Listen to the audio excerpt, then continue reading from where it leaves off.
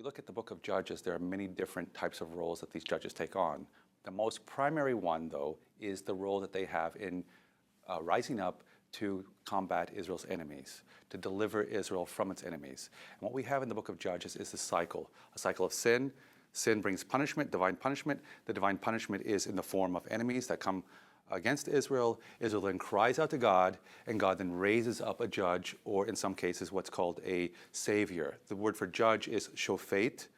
The word for savior is Moshiach, like Yeshua, Joshua, or Jesus. The same roots are in those titles.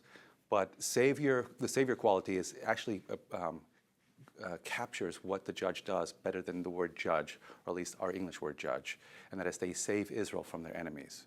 Now, was there a role of judge historically in Israel? That's the question. And my own research points to, and the research of others as well, points to that judges and saviors are an attempt by the biblical authors to find a way of talking about Israel's leadership and its identity and its unity, who really governs Israel at a time before the monarchy. What their real interest is trying to show that Israel could have leadership and could have unified leadership even without a king. And so Moses as a prophet, or Joshua, what is Joshua's role? Is he a judge? Is he a savior? We really don't know. He's a servant to Moses, he's a servant to God, and so forth.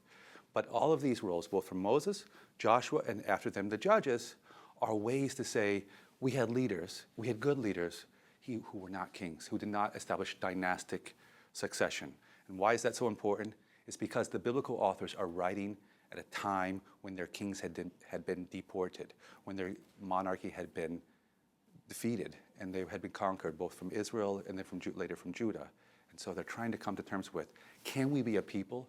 Can we have leadership even without our kings?